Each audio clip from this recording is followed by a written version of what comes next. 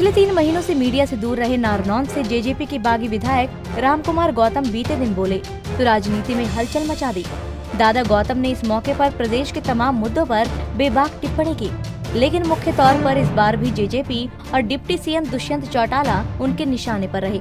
शराब घोटाले की जांच हो या चप्पल कांड का मामला हो, गेहूं खरीद में धांधली के आरोप हो या नौकरी देने का ठेका हो, तमाम मुद्दों पर गौतम ने तीखे बयान दिए।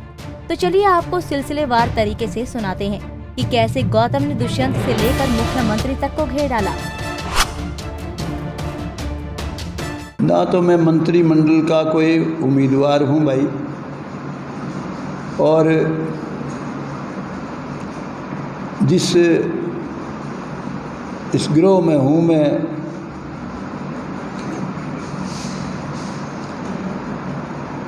ये तो मेरे को अगर त्रिलोकी का राज दे तो भी नहीं लूँ, है ही कुछ नहीं। या तो आपको मंत्री बनाएंगे तो आप मंत्री नहीं बनोगे? बिल्कुल सवाल ही नहीं पैदा होता, ना कोई मंत्री की कोई बनानी है ना बननी है। नहीं फिर भी अरे मेरे जैसे को क्यों मंत्री बनाओगे बोले? ये तो ज़्यादातर तो ऐसी नस्ल के होते हैं जो अपना खाया पिया मौज उड़ाओ।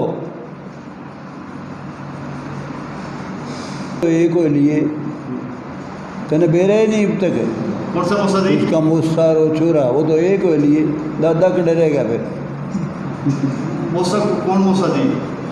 तेरा वाला मालिक है, तेरा मालिक कराया करता, सारा माल सप्लाई ऊपर कराया करता, ही भी इसकी जिम्मेवारी लगी। सौदा सप्टा तो करानी है, ये है आपस में और के मौसार बेटा तो मिल लिए। तो भाई ताकत का खेल है सारा। मैं तो आवाज़ ही उठा सकता हूँ, जो मुझे सही लगा उसको सही कहूँगा, जो गलत लगेगा मुझे गलत कहूँगा, और तो मैं क्या करूँगा। और मेरे हाथ में कुछ चल रहा है। दूसरे के घर का मैंने क्या लेना भाई? मुझे तो मैं जिस घर में गलती से आ गया उससे कोई लेना देना नहीं मेरा, और उनसे तो क्या है, वो तो भाई बिराना घर है, बिराना काम है उनका, अपनी अलग पार्टी है, वो क्या करेंगे, किसको बनाएंगे किसको नहीं बनाएंगे, मेरा क्या वास्ता इन बातों से। मेरी कोई राजनीति करने की प्लानिंग नहीं है। मैं तो जब तक सांस है लोगों की आवाज़ उठाना चाहता हूँ। हरियाणा में सबको सबका हक मिले, किसी का हक कोई छीने ना। बेईमान लोग, अगर खट्टर साहब सही मायनों में राज करना चाहते हैं बढ़िया, तो बेईमान लोगों से दूर रहना पड़ेगा, और बेईमान जो भी अफसर हैं, बेईमान जो भी पॉलिटिशियन हैं, उनसे दूर रहना पड़ेगा भाई। और कोई आदमी यूँ कहता है जी मैं तो 6 साल मुख्यमंत्री रह गया, और आगे का के पता कितने साल रहो मुख्यमंत्री, चाहे एक दिन रहे भाई, लेकिन लोगों को याद रहो कि मुख्यमंत्री था। मुख्यमंत्री 6 साल रहो चाहे 26 साल रहो, अगर इसी तरह का जो खेल जुकरे चल रहा है, बेईमान लोग बेईमाना करके लूट पाट कर रहे हैं, और वो बिल्कुल राष्ट्र की तरह से बने रहेगा, तो फिर क्या फायदा। से नीचे तक सभी इसमें चोर हैं। ऊपर से नीचे के जो सबसे बड़े आदमी हैं फूड सप्लाई के, वो बड़े चोर हैं। और यहाँ का जो DFSC है, जो नोडल अफसर है, उसने बदमाशी में कोई कमी नहीं छोड़ी। उसने फार्म सबके रिजेक्ट कर दिए, टेंडर के जितने भी फार्म आए हुए थे। चीफ मिनिस्टर के इंटरवेंशन के बाद दूसरे फार्म कंसीडर किए हैं, तो इससे बड़ी और चोर की क्या निशानी होगी। और ये नहीं कि वो अकेला है, ऊपर तक सिस्टम सारा जो बड़े से बड़े आदमी वो इसमें शामिल हैं। उनका धंधा ही केवल ये है कि किस तरह से हम जल्दी से अरबों खरबों रुपया कमा लें। देश जाओ भाड़ में, लोग जाओ भाड़ में, किसी से कोई लेना देना नहीं है। जात पात ये वो सब बकवास की बातें, उनमें कोई दम नहीं है। जो ये महकमा है, ये दुष्यंत चौटाला के पास में, आपकी पार्टी के लीडर पर है, क्या उनकी भी मिली भगत है इस मामले में? और किसकी होगी मिली भगत? अगर दुष्यंत चौटाला के पास 3 बार मिले हैं ये लोग, उसने समाधान क्यों नहीं किया? उसकी जिम्मेवारी थी। और ये हल्का नारनौंद हल्का ही एक ऐसा हल्का है जहाँ से दुष्यंत चौटाला जीता था। 3 बार ये लोग गए हैं। मैंने इतनी बार मुख्यमंत्री जी से बात करी है कि बेचारे तबाह हो गए लोग वहाँ। यहाँ के, उन्हें इंक्वायरी भी करवाई, लेकिन इंक्वायरी में दूध की रखवाली बिल्ली वही चोर उचक के इंक्वायरी के लिए आगे जो इसमें इन्वॉल्व हैं। यहाँ बहुत बड़ा पिक एंड चूज हुआ है। कुछ लोगों के तो बेचारों के सारी यूं की यूं फसल, वो गेहूँ खड़ी है आड़तियों की, उनके पास पड़ी है, कई लोगों की बहुत दिन पहले उठ गई। तो ये सारी बात जो है, इसकी इंक्वायरी भी होनी चाहिए और एक्शन भी होना चाहिए।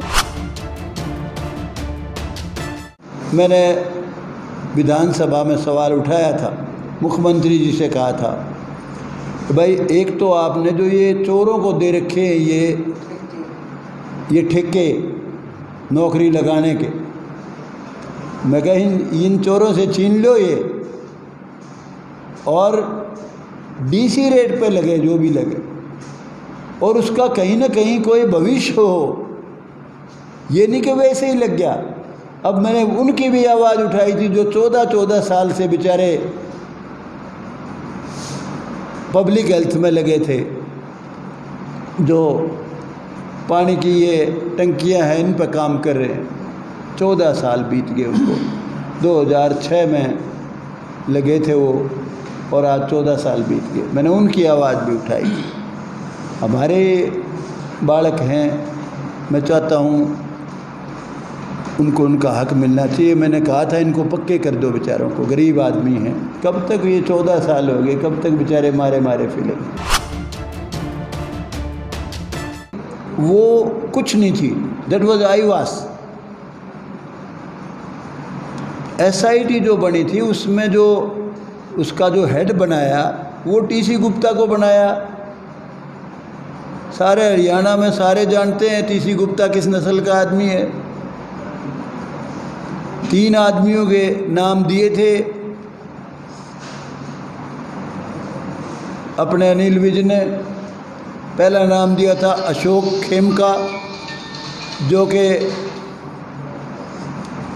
बहुत डेड ऑनेस्ट अफसर है हरियाणा का। दूसरा नाम दिया था संजीव कौशल, जो बहुत ही कॉम्पिटेंट ऑफिसर है हरियाणा का। तीसरा नाम TC गुप्ता का था। मैं तो हैरान हूँ अनिल विज ने ये नाम दिया क्यों? अनिल विज का TC गुप्ता का नाम देने का क्या कारण था? मैं तो हैरान हूँ। और इसके बावजूद खट्टर साहब को मैं अभी तक ये तक की बात कह रहा हूँ भाई, कल क्या होगा मुझे कुछ नहीं पता है। अभी तक तो कोई जो बात है मेरे दिमाग में वही कहता हूँ। नहीं फिर भी जैसे उसने उसी आदमी का नाम छाट के क्यों दिया? गलत दिया, उसका नाम गलत दिया।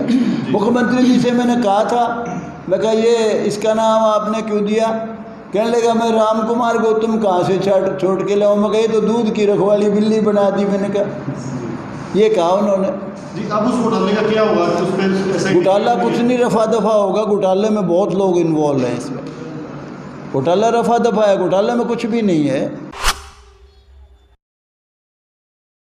देखिए ऐसा है, मैं तो उस कर्मचारी को नहीं जानता हूँ, वो किस नस्ल का है मुझे नहीं पता।